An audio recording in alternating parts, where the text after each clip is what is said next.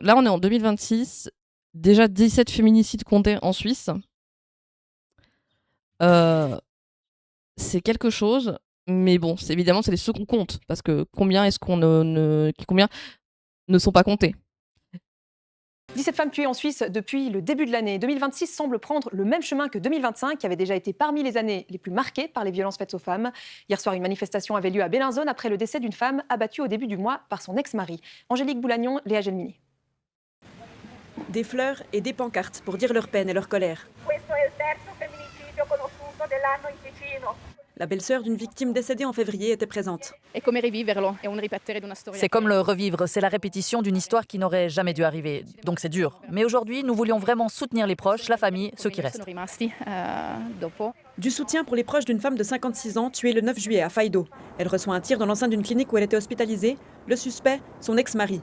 Il est recherché plusieurs jours, puis retrouvé mort après l'explosion de sa maison qui a blessé 3 policiers. Le 8 juillet, c'est en Turgovie qu'une femme de 40 ans est retrouvée sans vie. Son ex-compagnon, qui avait l'interdiction de l'approcher sur décision de justice, est interpellé et considéré comme principal suspect. À Chambrelien, dans le canton de Neuchâtel, une femme de 35 ans a été blessée d'un coup de couteau par son ex-compagnon le 15 juillet. L'homme avait été condamné pour harcèlement. Depuis le début de l'année, le projet Stop Féminicide a recensé 17 victimes, autant que l'an dernier à la même date. Une année déjà tristement marquée par le phénomène, 25 femmes tuées. Ces cas sont la pointe de l'iceberg d'une violence qui prend des formes multiples. Je crois qu'il est temps de reconnaître qu'on est face à une urgence sociétale et qu'il faut mettre les ressources nécessaires pour protéger les femmes et les victimes. Et il faut faire de la prévention, refondre la culture du respect des relations entre hommes et femmes qui ne soit pas basée sur le pouvoir des hommes sur les femmes. Depuis la mise en service en mai du numéro d'aide aux victimes de violences, le 142, 80 appels sont passés chaque jour. Oh, super. Bonsoir Jessica Jacou. Bonsoir. Comment ça, les mecs? Attends. Elle a dit les mecs ou attendez. C'est vrai, c'est le patriarcat, mais bon, dans le patriarcat, il y a... Merci beaucoup d'être avec D'ailleurs, Jessica Jacou, qu'on va entendre sur le sujet du député argovien. Qu'est-ce que j'ai pas entendu qui t'a fait... L'homme avait été condamné pour harcèlement. Qu'on est face à une urgence sociétale et qu'il faut mettre les ressources... Depuis le début de l'année, le projet Stop Féminicide a recensé 17 victimes, autant que l'an dernier à la même date. Une année déjà tristement marquée par le phénomène, 25 femmes tuées. Ces cas sont la pointe de l'iceberg d'une violence qui prend des formes multiples. Je crois qu'il est temps de reconnaître qu'on est face à une urgence sociétale et qu'il faut mettre les ressources nécessaires pour protéger les femmes et les victimes. Et il faut faire de la prévention, refondre la culture du respect des relations entre hommes et femmes qui ne soit pas basée sur le pouvoir des hommes sur les femmes. Je comprends pas vos interrogations. Pourquoi est-ce que je comprends pas vos interrogations? Pourquoi mon cerveau il est cassé?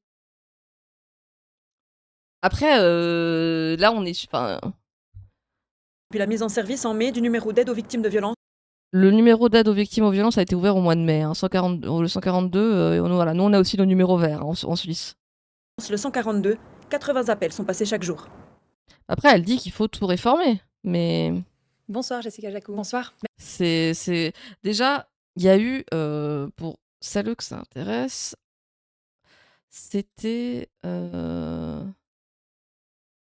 Comment ça s'appelait? C'était... Attends, Parlement...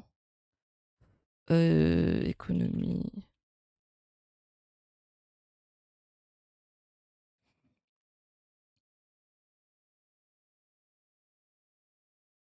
Ah putain, c'était quand? C'était fin d'année passée?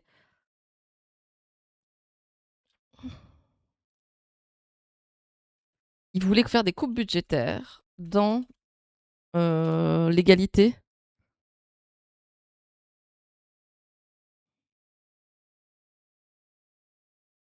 Après, là, on est en fait, il faut aussi apprendre un truc, c'est que... Ah, voilà, c'était ça. C'est qu'en Suisse, on est quadrilingue, majoritairement trilingue aussi. Donc, il y a souvent les trucs de traduction. Et des fois, j'ai l'impression que la traduction, elle fait que c'est pas méga clair sur ça. Voilà, ils voulaient couper 1 million de francs dans la lutte des violences sexistes et sexuelles.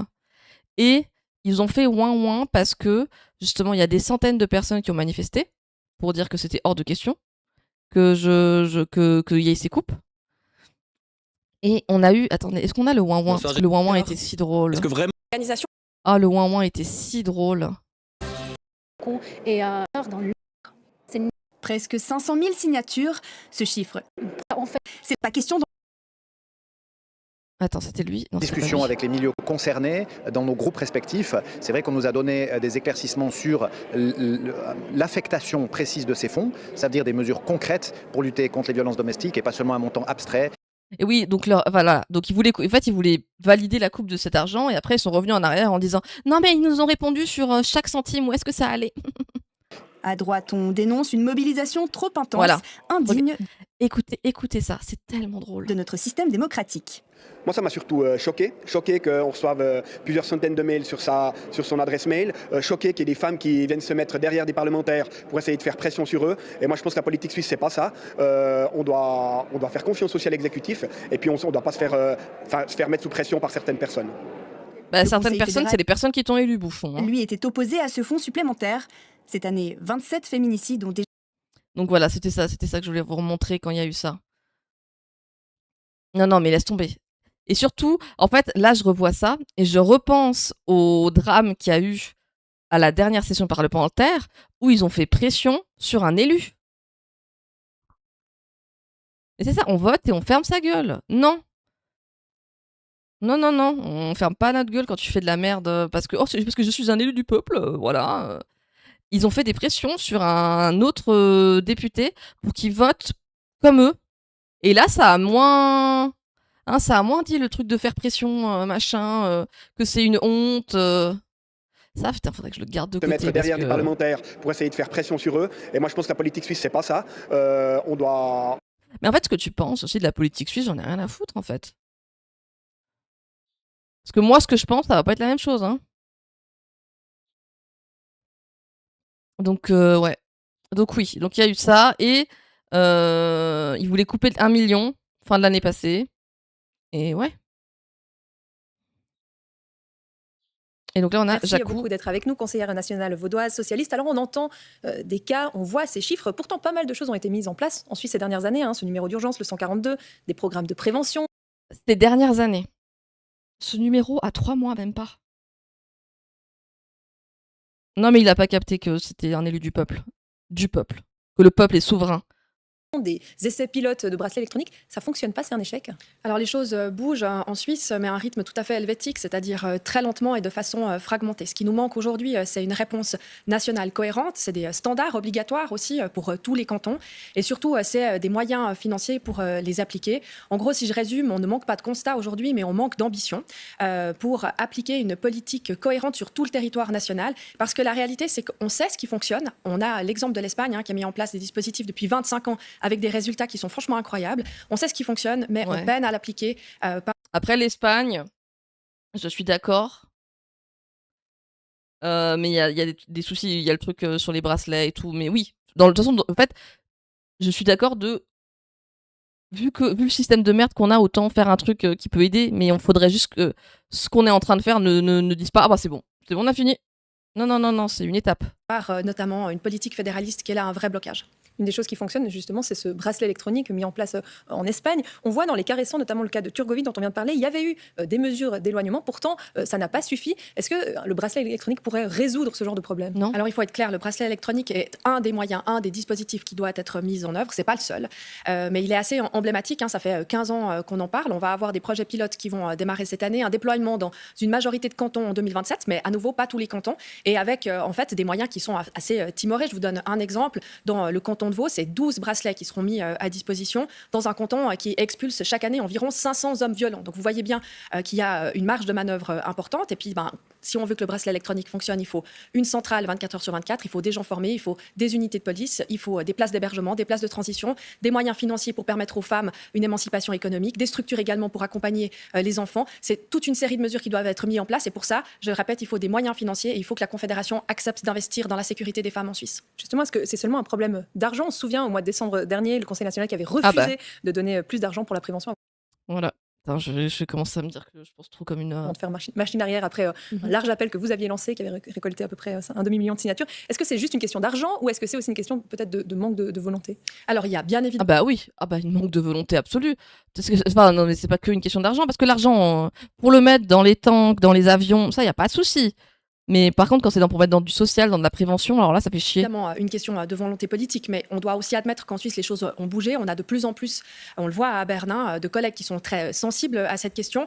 Mais moi, ce que je regrette, c'est qu'on a toujours une majorité pour agir sur l'appareil répressif, par exemple. Et par contre, on peine toujours à trouver des majorités quand il faut allouer des moyens. Aujourd'hui, on sait qu'il y a des mesures qui fonctionnent, mais elles ne sont pas appliquées dans tous les cantons. Quand vous êtes une femme victime, vous n'êtes pas traitée de la même manière que vous soyez vaudoise ou argovienne. Là, on a encore un exemple récent qui le montre. On doit avoir des standards qui sont obligatoires et qui sont généralisés sur le pays, mais il n'y a pas de miracle. Si vous voulez contraindre les cantons à faire les choses d'une certaine manière, il faut que la Confédération, elle alloue des moyens pour le faire, sinon vous allez continuer à avoir des inégalités de traitement crasses sur le territoire, et ça crée aussi une impunité très forte, parce qu'il y a aujourd'hui des hommes violents qui sont beaucoup moins punis, beaucoup moins identifiés dans certains cantons que d'autres. Merci beaucoup, Jessica Jacot, pour ces quelques minutes.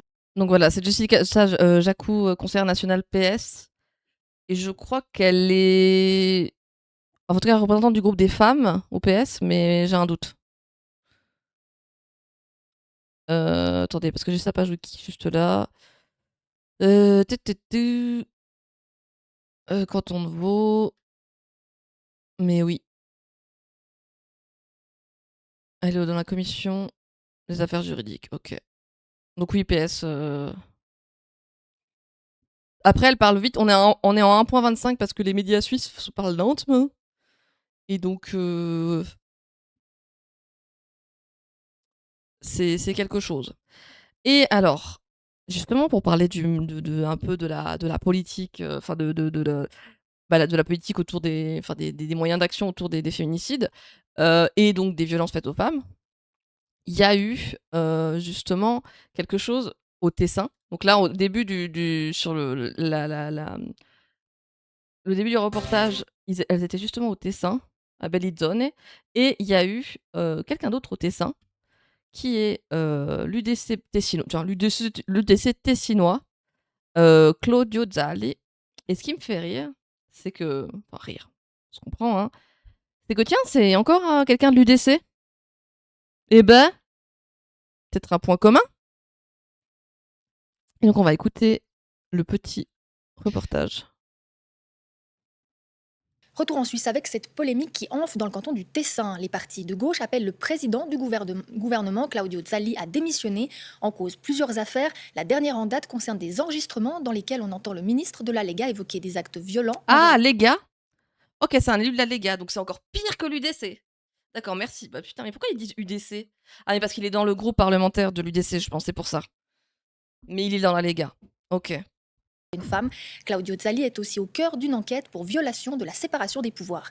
Les explications de Julien Guillaume avec nos collègues tessinois. 2 affaires en 24 heures qui jettent le discrédit sur Claudio Zali. Dans cet email révélé hier par nos collègues de la RSI et daté de juillet 2020, le conseiller d'État tessinois écrit depuis son adresse professionnelle à un collègue de parti, il lui demande expressément de trouver un poste dans l'administration cantonale pour l'une de ses connaissances. J'attends donc à ce qu'une offre d'emploi soit proposée à la dame avec une prise de fonction le 1er août 2020. Deuxième affaire. Mercredi, la RSI a diffusé un enregistrement audio datant de 2022 dans lequel Claudio Zali incite une femme à en frapper une autre. Dans cette conversation privée enregistrée à son insu, il affirme avoir fait de même. Claudio, cosa devo fare perché tutto questo finisca? Dis-moi, Claudio, qu'est-ce que je dois en faire pour en finir une bonne fois pour tous? Donne-lui une bonne raclée. Je peux pas. Hier, le président du gouvernement tessinois, membre du parti de la droite populiste Lega, a pris position par voie de presse. Je constate avec regret que l'on viole ma sphère privée sur la Oh mon Dieu, mais la défense. Je constate qu'on... Sur la... base de prétendus enregistrements. Attendez, pardon, mais je remets la phrase. Mais... Le gouvernement tessinois, membre du parti de la droite populiste Lega, a pris position par voie de presse. Je constate avec regret que l'on viole ma sphère privée sur la base de prétendus enregistrements qui remontent à plusieurs années et qui, même s'ils me concernaient, auraient été effectués à mon insu et sont donc punissables. Donc voilà, il est en mode... c'est dans la sphère privée. Et puis en plus, bah merde, j'étais enregistré, j'étais pas au courant. Mais oui, mais... c'est genre, on m'a filmé en train de tuer quelqu'un, je vais porter plainte. On m'a filmé en train de tabasser une personne, bah je vais porter plainte, hein, parce que, attends, on m'a filmé, c'était ma sphère privée. Non mais oui, il est sexiste et raciste qu'ils veulent... Attends, ah bah oui, il est aussi raciste et sexiste qu'il veut dans la sphère privée. S'il veut grab des pussy dans la sphère privée, on... bah non mais oui. Oui, non, mais oui, totalement. Mais genre, t'es un élu, hein, t'es... Ça n'a pas suffi à éteindre la polémique. Au Tessin, l'affaire a pris... Ah bon? Ah bon, ton petit communiqué n'a pas suffi à éteindre la polémique? Tournure politique, la gauche réclame sa démission. Les déclarations de Claudio Zali rapportées dans ces enregistrements sont choquantes. Le fait d'évoquer, de menacer ou d'inciter à la violence à l'encontre des femmes est incompatible avec la fonction de conseiller d'État. Pour Claudio Zali, les coups durs s'accumulent. Il s'ajoute à une troisième affaire révélée fin juin. La justice tessinoise l'accuse de violation de la séparation des pouvoirs dans une affaire impliquant un mineur incarcéré. Hier, le gouvernement tessinois a accepté son retrait temporaire du département de Non mais attends, parce que là, il est en mode... Il n'a pas une affaire. Il n'a pas deux affaires. Il en a 3 au cul. Ça va? Au bout d'un moment... Justice et police, le temps que l'enquête soit menée. Il a par ailleurs condamné toute forme de violence. Ce que vous condamnez. Ce que vous condamnez. Putain, mais mec. Ah, mais quand il disait à l'autre de frapper quelqu'un, oui, il condamnait. Les hôpitaux universitaires. Et donc voilà, et alors? Attendez, là, il y a un petit retour sur... de 20 secondes. Et parce que justement, l'UDC a demandé la démission, parce que bon, bah, je pense que eux, l'UDC, là, ils se disent bon, qu'est-ce que. Oui. Le président du gouvernement tessinois, donc qui est de la Lega, donc il doit être dans le même groupe. Mais l'UDC aussi réclame sa démission.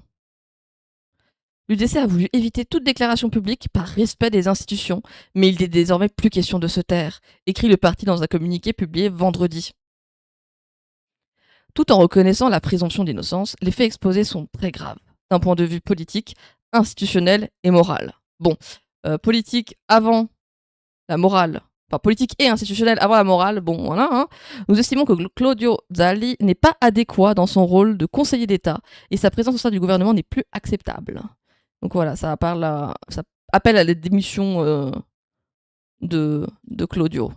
Sur cette thématique, le président du gouvernement tessinois, Claudio Zali, est au cœur d'une polémique depuis quelques jours, après la diffusion d'enregistrements audio dans lesquels on l'entend évoquer des violences contre une femme. Les faits ne sont pas confirmés, mais plusieurs parties réclament des explications. Claudio Zali dénonce une atteinte à sa vie privée, annonce qu'il portera plainte. Ok, d'accord. Toujours le même truc. Bon, bah, il va porter plainte pour sa petite vie privée, là. Oh là là.